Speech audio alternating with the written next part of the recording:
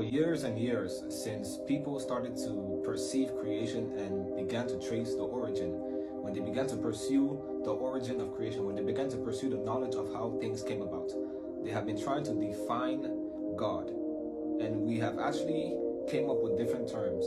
You read the Bible in Genesis chapter 22 verse 14, Abraham called the name of that place Jehovah Jireh, saying that in the mount of the Lord it shall be seen. And then you go on in Judges, you realize that when the angel told Gideon, which was actually God, when he spoke to Gideon and told him that you will not die but you will live, he called it Jehovah Shalom. You go on in 1 Samuel chapter 7 verse 12 and 13, you realize that when Samuel was able to raise that altar and defeat the Philistines, he called the name of that place Ebenezer. And we have used these terms as human beings to define God. But the truth is that you can never define something by a thing that happened after. You only have to define it based on the situation that happened, but with the wording of something that you have already understood.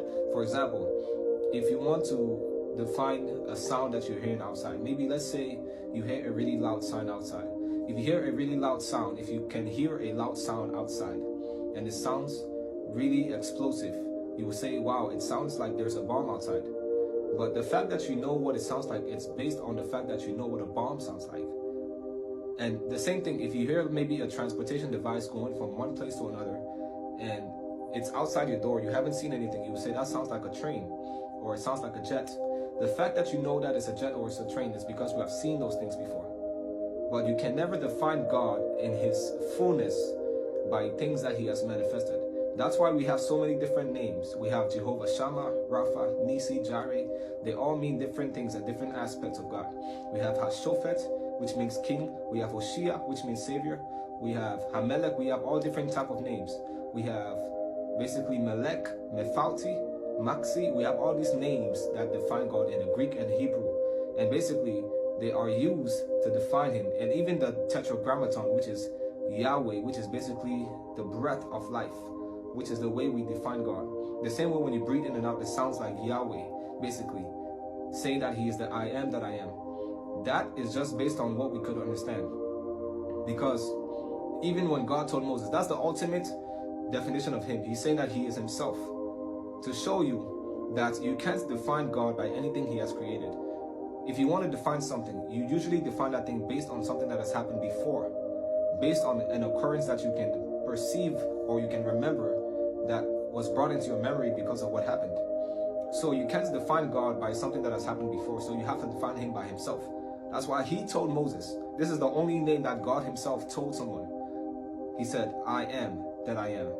So that means he defines himself. That's why in Revelation chapter 4 from verse 9 to 11, it says, when those four beasts give glory and honor and thanks to him that sat on the throne forever and ever, who lives forever and ever, the 24 elders cast their crowns and they bow down and worship him that lives forever and ever. And they basically say, holy, holy, holy. So they call him holy because that's the only way you can define him. Holy means separate. Holy doesn't just mean someone that does the right things. It means someone that is separate, someone that is special, someone that is unique. That's why he is the most unique being that has ever existed. And the only way we can define him is by the words holy, holy, holy. By the fact that he is the I am. That's why Jesus Christ said to the people around him that before Abraham was, I am. John 10 verse 30. That's actually John 8:58. He said before Abraham was, I am. So he's basically confirming, because when a Hebrew or a Jew hears that, they know exactly what he's talking about. And that's why they took up stones to stone him. Because that is the full explanation that we can comprehend of God.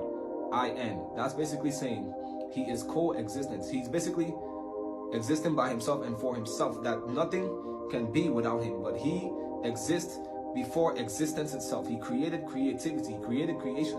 So the only way we can define God is by holy and by I am. All these other terms we have define the things that he has done. It's okay to use them and acknowledge him. It's okay to use them and call him to help you or to listen to your prayer or to interact with you. But just remember that he is holier than everything. That's why he is called Kadosh. That's actually the same thing as being holy. And also, I am. It means that he is self-sufficient. Romans 11:36 says that of him and through him and to him are all things, to whom belongs the Lord forever. So everything has to be either of him, to him, and through him. Nothing is outside of him. Even his throne is in him. That's how great he is. He is the I am that I am. He is the author and finisher of our faith. He is the lover and the bishop and Lord over our souls. He is the great and mighty God. He is the King of glory. He is the King of majesty. He is worthy. I just wanted us to understand that you cannot define God by what he has created. That's why we have to keep worshiping him, because nothing that we understand outside of him can be used to define him.